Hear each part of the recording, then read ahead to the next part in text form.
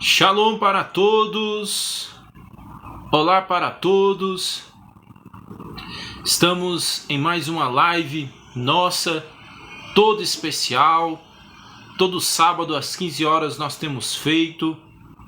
Você tem aprendido mais a respeito de Deus, a respeito de Cristo Jesus, a respeito da Bíblia Sagrada. Aqui você encontra conteúdo bíblico, conteúdo cristocêntrico para a transformação da sua vida, para motivação, para reanimar a sua fé. Hoje nós trataremos de algo da psicologia do desenvolvimento. Eu concluí a minha pós-graduação em aconselhamento e psicologia. E hoje eu quero tratar de um assunto que é a respeito da psicologia do desenvolvimento, que são as crises de idade. Nós, ao longo de nossas vidas, nós passamos por estas chamadas crises de identidade. Crises de idade. E hoje eu quero tratar do texto do Evangelho de Lucas, capítulo de número 1, versículos 18 ao 20. Texto muito interessante, um texto que eu acredito que vai falar com você. Através dele, Deus irá trabalhar na sua vida, no seu ministério, também na sua família. Diz assim o texto: Perguntou Zacarias ao anjo: Como saberei isto? Eu sou velho e minha mulher é avançada em idade. Respondeu-lhe o anjo: Eu sou Gabriel, que assisto diante de Deus, e fui enviado para falar-te e dar-te estas alegres novas. E agora ficarás mudo e não poderás falar até o dia em que estas coisas aconteçam, porque não creste nas minhas palavras, que a seu tempo se cumprirão. Versículo 18, nós podemos ter aqui uma perspectiva, uma análise, começando através da palavra Zacarias. Quem era este homem Zacarias? A palavra Zacarias tem o sentido mais ou menos de Deus me ouviu, Deus me ouve. E Zacarias, ele era um sacerdote. Zacarias, ele fazia parte daquela classe de pessoas que no Antigo Testamento eles ofereciam sacrifícios pelas pessoas para expiação, purificação dos pecados do povo. É importante que nós lembremos que o templo no Antigo Testamento ele era dividido em três partes: o átrio externo, onde entravam as pessoas da população; o átrio interno, onde apenas os sacerdotes entravam; e o Santo dos Santos, onde apenas o sumo sacerdote entrava. O sacerdote entrava no átrio interno e o sumo sacerdote entrava no Santo dos Santos. Era assim que funcionava no Antigo Testamento. Portanto, Zacarias, enquanto sacerdote, ele ficava no templo oferecendo sacrifícios. Ele também ensinava o povo e ele orava e intercedia pelo povo. Ele era muito importante na sociedade judaica daquela época. O sacerdote, ele tinha um papel ímpar no reino de Deus naquela época, de como as coisas funcionavam naquela época. E ele, Zacarias, tendo esta função de sacerdote, ele estava sempre no templo, ele estava sempre ensinando o povo, falando de Deus, falando do amor de Deus, falando da grandeza de Deus para as pessoas, porque esta era a função de um sacerdote.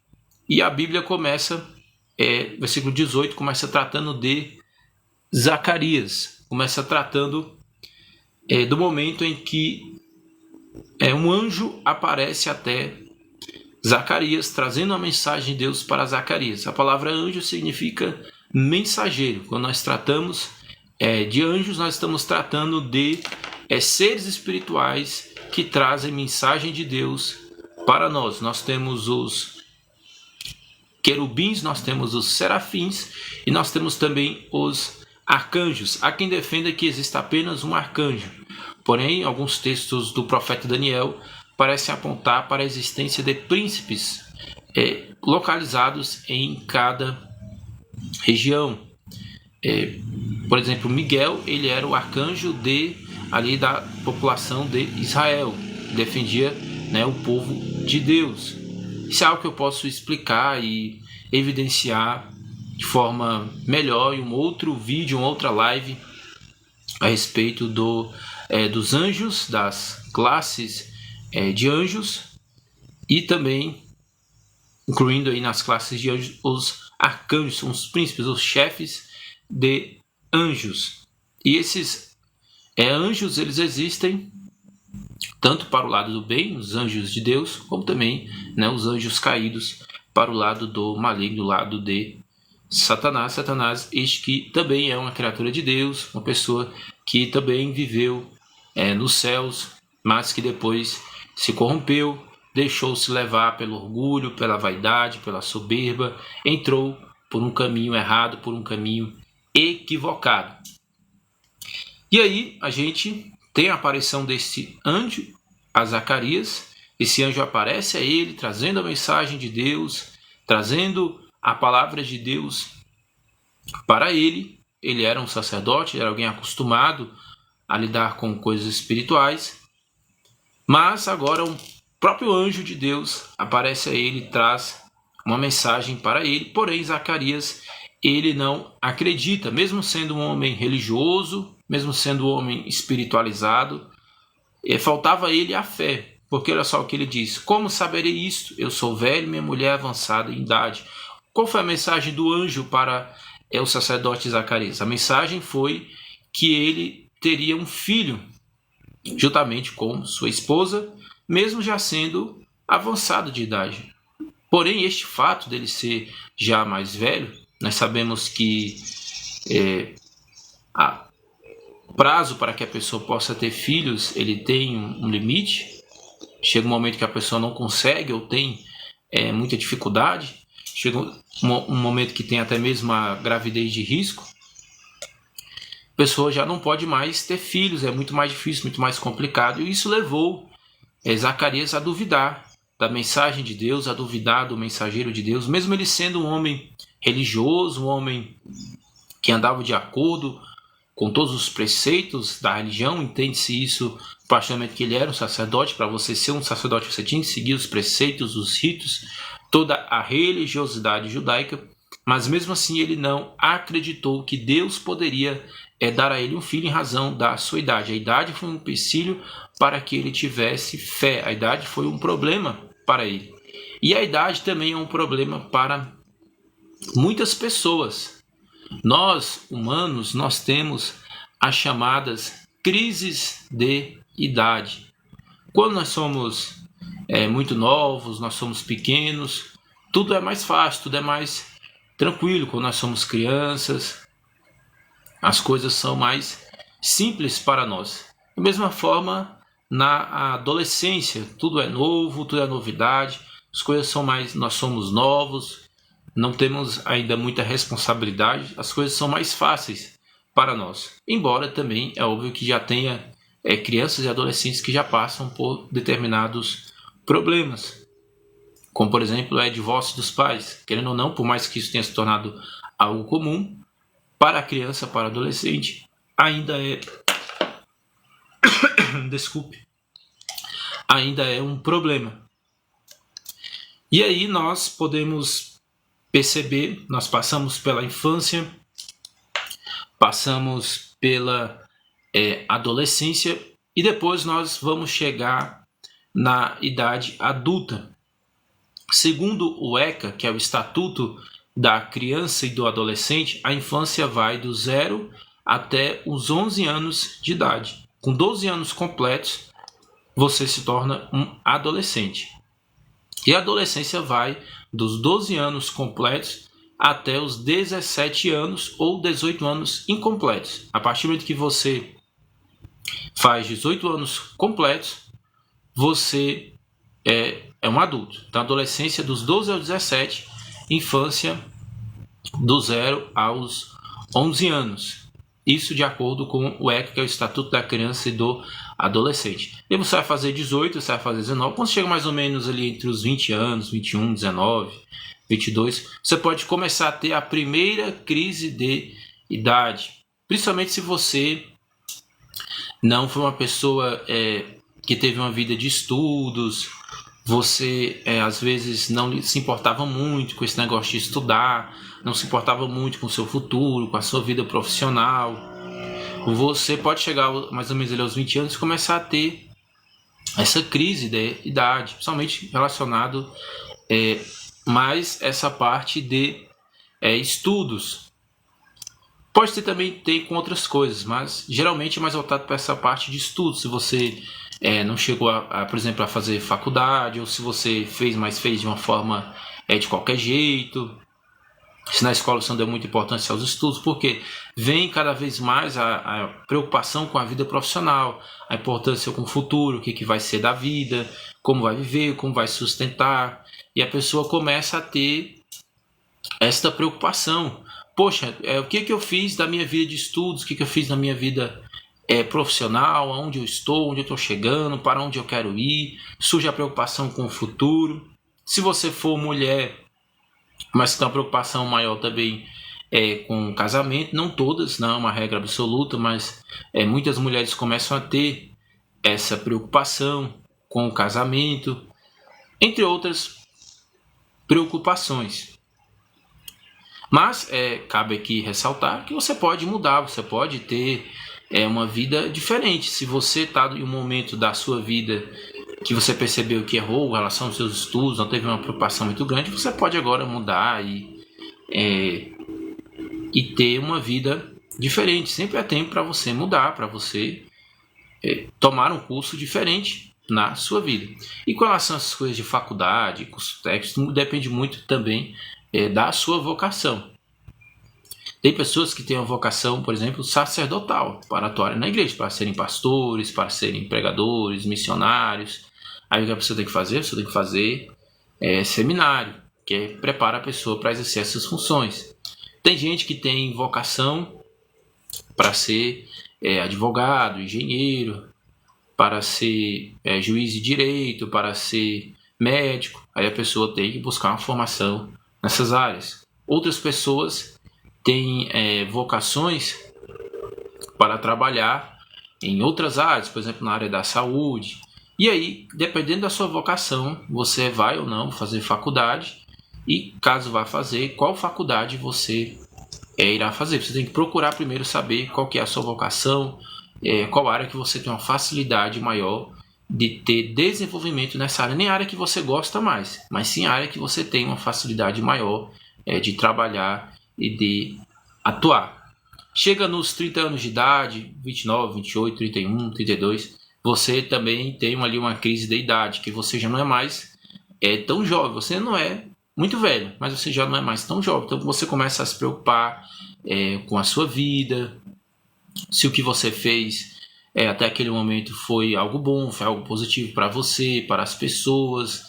Se você ainda não é casado, essa preocupação começa a vir também com mais força. E quer ou não, existe uma pressão da sociedade para o casamento, para se ter filhos. É uma pressão que existe.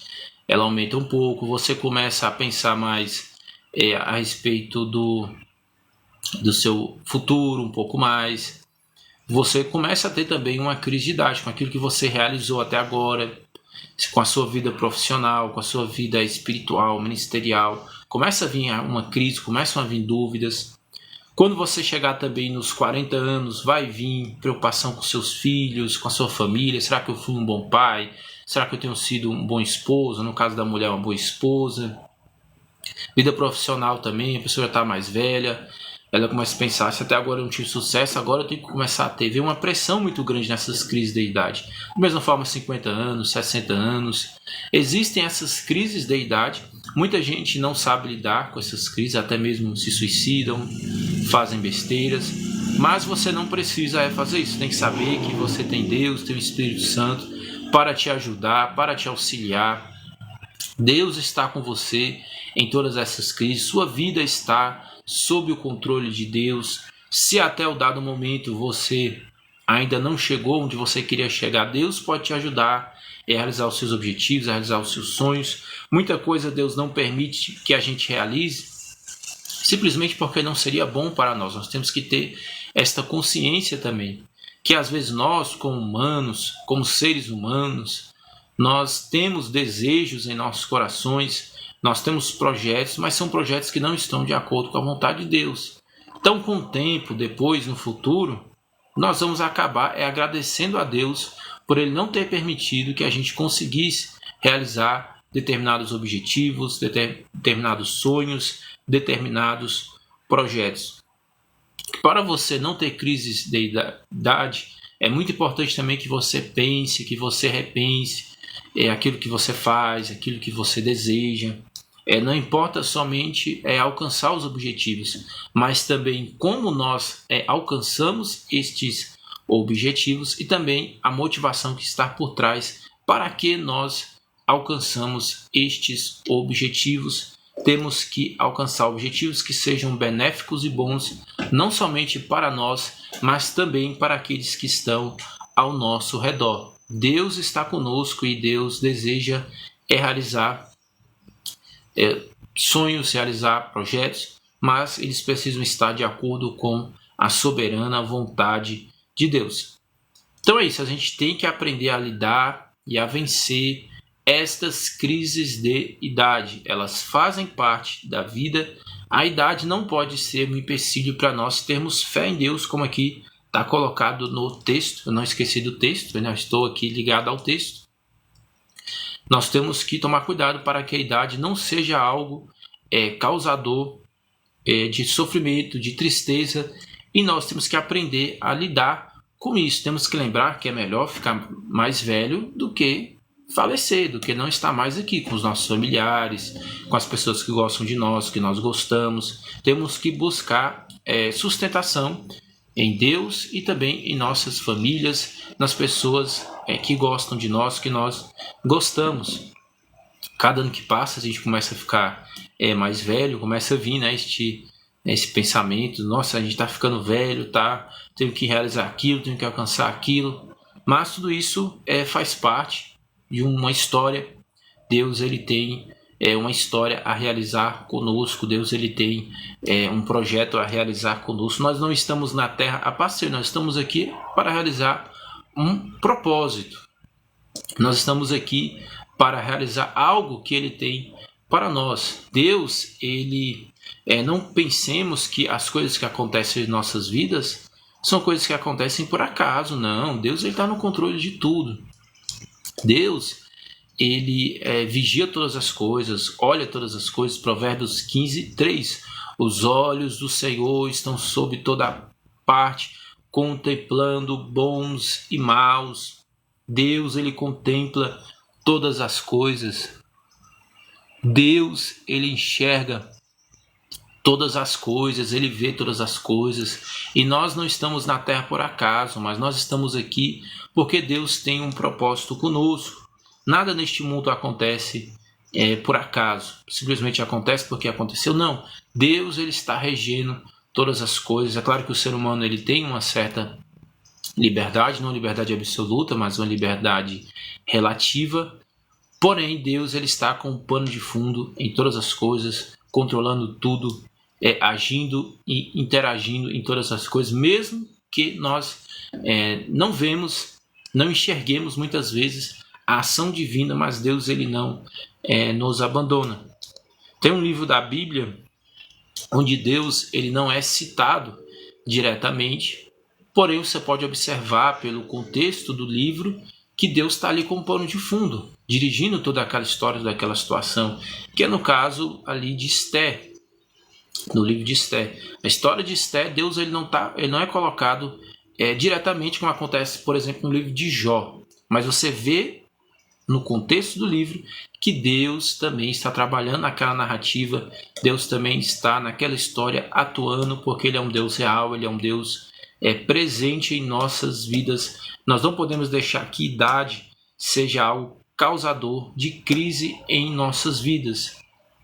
Pelo contrário, devemos lembrar e olhar para aquilo que nós temos também de positivo, para aquilo que nós já conquistamos, já realizamos, e olhar também para o fato que muitas pessoas já se foram. Se nós estamos ficando mais velhos, isso é algo bom, algo positivo. Quantas pessoas não partiram, felizmente, agora durante a pandemia do Covid? Quantas pessoas já não se foram? Mas nós estamos aqui. Deus nos deu uma oportunidade de fazermos a diferença neste mundo, de darmos continuidade aos projetos que Ele tem para nós. Respondeu-lhe o anjo, versículo 19. Respondeu-lhe o anjo. Anjo, mais uma vez aparecendo, o anjo é o mensageiro de Deus. E ele disse: eu sou Gabriel. Gabriel tem sentido ali de homem de Deus, fortaleza de Deus. Gabriel também é de onde vem Gabriela, no caso feminino. E tem sentido homem de Deus, fortaleza de Deus. E ele acrescenta que assisto diante de Deus, que assisto diante do próprio Criador. A palavra grega para Deus é Theos, até utilizada, a palavra na formação de outra palavra, da palavra teologia. Teologia significa estudo sobre Deus. E aqui nós vemos que Gabriel ele é um anjo que ele se apresenta diante do trono de Deus, diante da presença de Deus. A gente pode até fazer um paralelo com o próprio Zacarias, porque Zacarias, como sacerdote, ele tinha acesso à presença de Deus, à oração, ao sacrifício em prol do povo. Ele tinha acesso às coisas sagradas. E Gabriel também, como anjo, ele também tinha acesso ainda mais do que Zacarias, porque ele assistia diante de Deus. E aí ele fala: e fui enviado para falar-te e dar-te estas alegres novas, essas boas notícias. Aqui a gente tem que ressaltar que o Evangelho também é uma boa notícia. É uma boa notícia que Cristo morreu por nós, pelos nossos pecados, para nós termos acesso aos céus. E o céu ele não é como na tradição popular. O céu ele é um local real, ele é uma morada metafísica, uma cidade metafísica. Ele é uma localidade onde nós iremos no futuro. Nós que confessamos a Cristo Jesus como Senhor e Salvador de nossas almas. E aqui ele está tratando dessa boa notícia. No caso aqui a boa notícia era do Filho. E nós também temos uma boa notícia para levar para as pessoas, que é a notícia do Evangelho. Que o Evangelho transforma, que o Evangelho salva, que o Evangelho cura, que o Evangelho é uma esperança para nós. Isto é, uma boa notícia. É curioso que a Bíblia nos relata que até mesmo os anjos eles têm desejo de pregar o Evangelho. Mas esta missão, este objetivo, esta função, esta incumbência foi dada a nós. Nós temos a incumbência de pregarmos o Evangelho, de falarmos de Cristo, da sua obra na cruz do Calvário, da sua salvação, da sua transformação. Falarmos da Bíblia Sagrada, onde está o registro da sua vida, da sua obra e dos atos de Cristo Jesus. Nós temos essa incumbência de falarmos isto para as pessoas. Deus conta conosco para que nós levemos o Evangelho para todos. Você é chamado, você é vocacionado por Deus para anunciar o Evangelho de Cristo Jesus.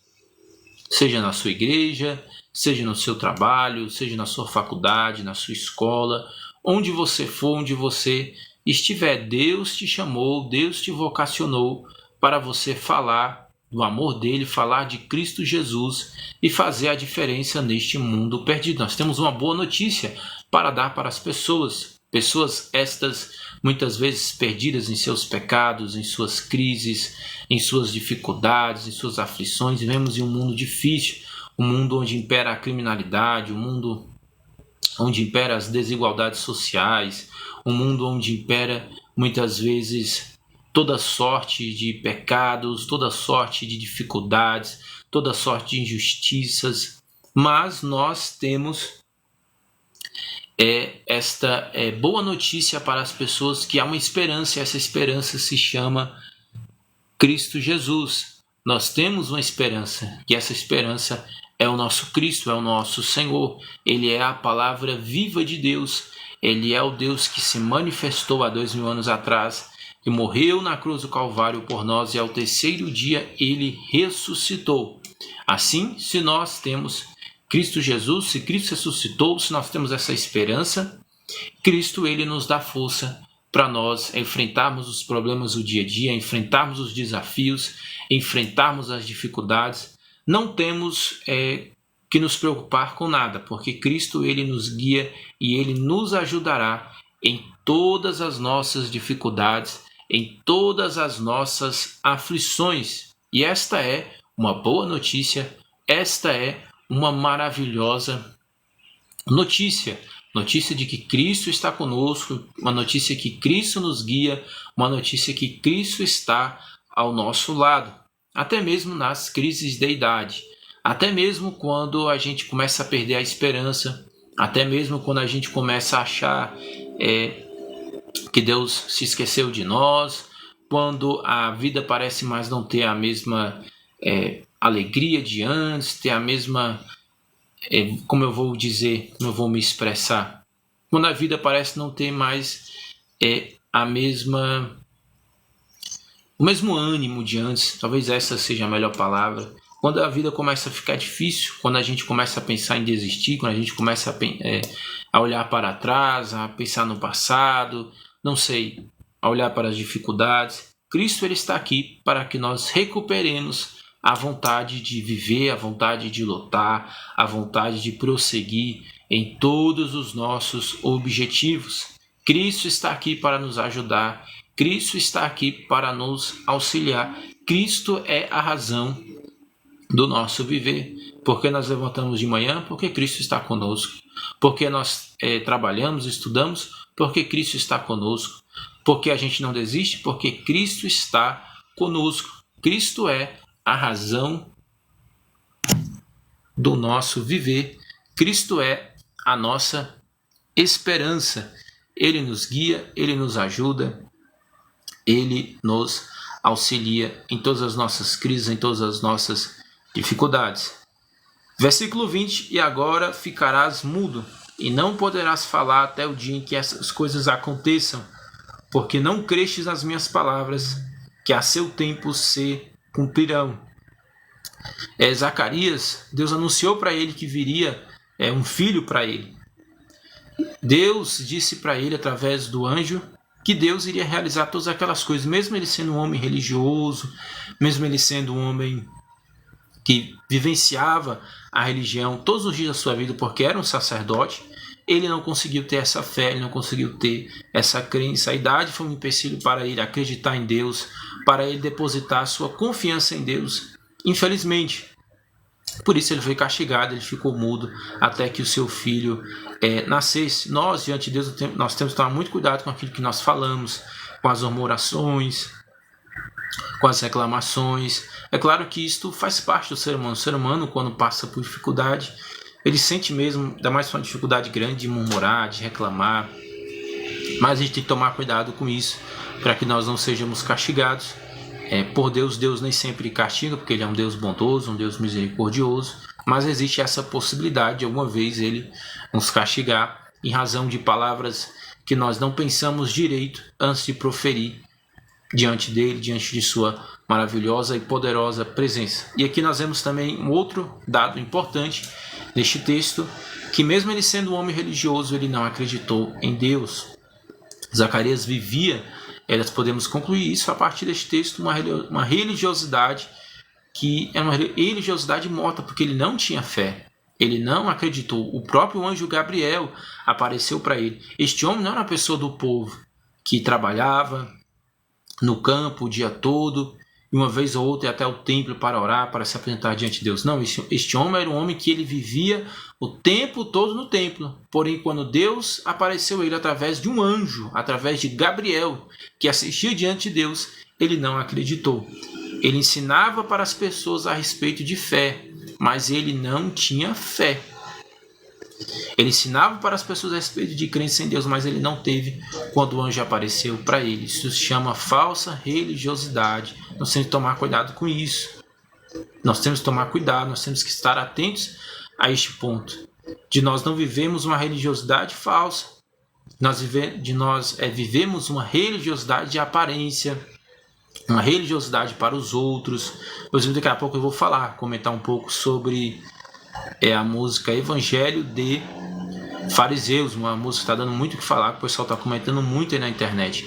E esse texto já adianta um pouco este assunto, que é o assunto da falsa religiosidade, da falsa espiritualidade, da espiritualidade apenas para mostrar para os outros, da espiritualidade apenas de aparência. Nós não podemos ter esse tipo de religiosidade, esse tipo de espiritualidade. Nós temos que, de fato, entregar as nossas vidas para Deus. Nós temos que ter sinceridade, simplicidade, não nos considerarmos santos, não nos considerarmos perfeitos. Quando nós formos falar do erro de alguma outra pessoa, e às vezes a gente tem que falar porque ajuda a própria outra pessoa. A gente tem que alertar, às vezes, as outras pessoas a respeito de heresias, a respeito de pecados, de erros, de equívocos, de atitudes maléficas para elas próprias. Porém, a gente tem que tomar muito cuidado com aquilo que a gente fala, com aquilo que a gente diz, porque nós também somos humanos, nós também podemos vir no futuro a pecar, a errar. Nós também temos defeitos, nós não somos santos. Por isso que a gente tem que tomar muito cuidado, não julgarmos as pessoas pela sua aparência, não condenarmos de forma absoluta as outras pessoas, fecharmos as portas das igrejas, do evangelho para alguma pessoa. Nós não podemos fazer isso, porque nós também somos pecadores, nós também vamos errar, para que a gente não se comporte de uma forma que nos tornemos falsos religiosos. Nós temos que ser religiosos verdadeiros, sinceros. Eu, por exemplo, sou um pecador como você, eu não sou santo nem perfeito, sou uma pessoa normal que tenta ler a Bíblia, que tenta orar, que tenta buscar a presença de Deus, buscar forças em Deus para ser uma pessoa melhor. Eu não sou santo e nem perfeito. Não tente achar a santidade nem em mim, nem em qualquer outro pregador do Evangelho. E eu nem tento passar também, se passo sem querer, mas não é meu objetivo. Nem tento passar de forma alguma a imagem de santidade, que eu sou santo, perfeito, porque eu não sou. Sou uma pessoa neste aspecto comum. Sou um pecador como qualquer outro. Sou apenas mais um homem, mais um ser humano que comete erros na sua trajetória como qualquer outra pessoa. Nós temos que ter essa sinceridade, essa humildade, esta simplicidade. Pedimos perdão quando nós errarmos, pedimos desculpas. Qualquer um de nós pode errar, pode falar uma coisa que não deveria falar, pode cometer um erro. A gente tem que aprender a ter essas atitudes para que nós não nos tornemos falsos religiosos.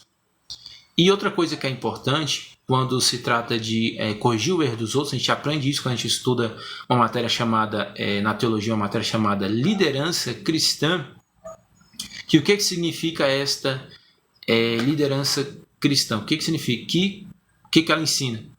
No momento que você vai corrigir um erro de uma pessoa, você tem que analisar para ver se você não está cometendo aquele mesmo erro. É claro que todos nós temos defeitos, temos falhas, mas temos que analisar se quando a gente vai corrigir em um determinado ponto, se a gente não comete aquele mesmo erro. Por exemplo, você vai corrigir uma pessoa, dizer que ela é preguiçosa, que ela precisa se animar mais, precisa trabalhar mais.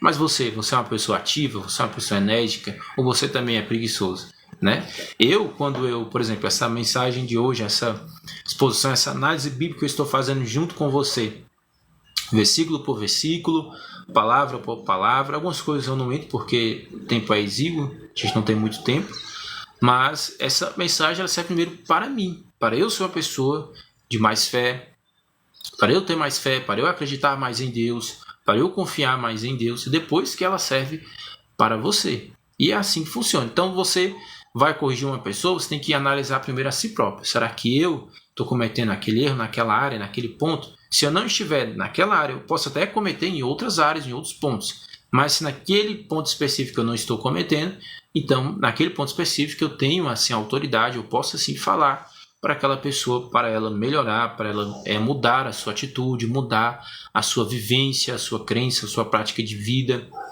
Por exemplo, se ela for uma pessoa preguiçosa, para ela ter mais energia, para ela se reanimar. Eu usei isso como exemplo, mas poderia ser qualquer outro pecado, qualquer outro erro. Isso aqui é apenas um exemplo. Poderia falar, como no caso do texto, como Zacarias, uma pessoa incrédula. Se eu vou corrigir uma pessoa nesta questão de fé, falar, poxa, você está sendo incrédulo, você precisa confiar mais, acreditar mais em Deus. Primeiro eu tenho que me analisar. Será que eu tenho tido fé em Deus? Será que eu tenho confiado em Deus? A palavra, ela serve primeiro para mim.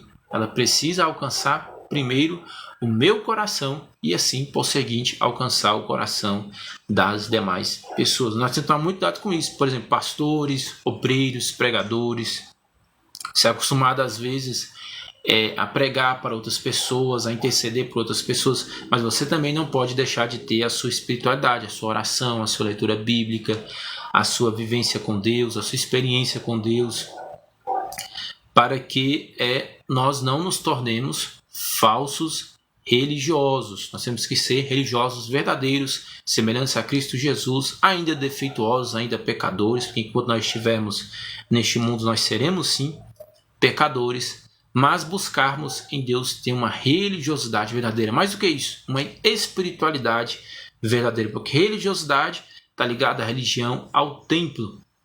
A espiritualidade está ligada a algo que transcende o templo. Não é que é pecado, que é errado você ir na igreja. Não é isso. O que eu estou querendo dizer é que transcende a igreja. Você vai à igreja, você adora a Deus, você louva a Deus, você aprende mais, mas você não prende a sua espiritualidade ao templo.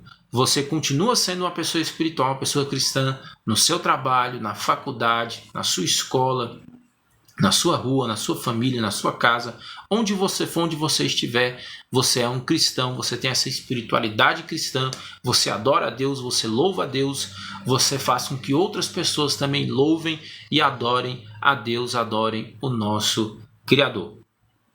Então, Zacarias, ele ficou 1 ano, não foi 1 ano mais ou menos, não vou colocar aqui 1 ano, porque para não cometer nenhum equívoco, mas ele ficou um período sem poder falar, e só depois que o filho nasceu, esse filho que era um filho especial, João Batista, só depois que João Batista, um profeta de Deus, só depois que João Batista nasceu, é que Zacarias voltou a falar para que ele aprendesse a acreditar e a ter fé em Deus. E que assim também nós possamos ter mais fé em Deus, confiar mais em Deus. Deus quer realizar coisas maravilhosas na sua vida. Que você recupere a sua fé, que você seja motivado em Deus a continuar os projetos que Deus tem posto no seu coração, mas que nós reflitamos, que nós recuperemos a nossa fé, a nossa espiritualidade, a nossa religiosidade verdadeira em Cristo Jesus.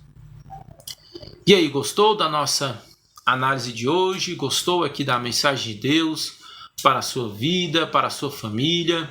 Não deixe de acompanhar o nosso trabalho, de acompanhar os nossos vídeos. Eu posto sempre aqui pelo menos um vídeo na semana. Tem semana que eu posto mais, mas é no mínimo um vídeo no @reflexõeslucasmorais no TikTok e também no meu canal do YouTube @pregadorlucasmorais. Tem ainda um blog que eu criei quando era obreiro, www.obreirolucas.no.comunidades.net. Não deixe de acessar e de se inscrever também lá no canal @pregadorlucasmorais. E tem ainda essa música que está dando muito o que falar, muitos pastores, pregadores, pensadores, teólogos, filósofos, muitas pessoas falando a respeito dessa música Evangelho de Fariseus.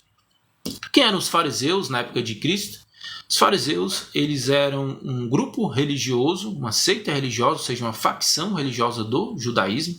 O judaísmo, na época de Cristo, ele estava dividido em vários grupos. Os judeus estavam divididos em vários grupos. Aí você tinha os fariseus. Os fariseus, eles tinham uma teologia até correta. Por exemplo, eles acreditavam em ressurreição dos mortos, eles acreditavam na esperança da vida após a morte, eles acreditavam nos céus, porém eles falhavam, não todos eles, mas uma boa parte deles, talvez até a maioria, na prática dessa teologia deles, nessa visão deles bíblica que era correta, não era errada, porém eles não viviam. Eles tinham a teologia certa, eles tinham conhecimento, mas faltava a eles a prática da verdade no cotidiano. Você tinha os saduceus, que era também um grupo religioso muito forte na época, mas eles, a teologia deles já era mais errada. Por quê? Por exemplo, eles não acreditavam em ressurreição. Eles tinham um pensamento, uma teologia mais fechada, mais materialista. Eles não acreditavam na ressurreição, eles não acreditavam em nada disso. E era um grupo que também foi confrontado por Jesus. Jesus confrontou tanto os fariseus como também os saduceus. Todo fariseu era errado? Não. Você tinha, por exemplo, o próprio Paulo, que ele foi um fariseu e era um teólogo formado, um rabino, e ele era um fariseu. Ele guardou a lei como os fariseus guardavam, dentro da visão dos fariseus, e ele não era uma pessoa ruim. Mas nós sabemos que tinha uma boa parte dos fariseus que, infelizmente, eles não praticavam a teologia que eles acreditavam, eles não tinham piedade, empatia para com o próximo. Talvez a maior marca do fariseu não seja nem a hipocrisia. Hipocrisia também, mas tem outra que é essa falta de empatia, de compaixão pelo semelhante. E aí você tinha os fariseus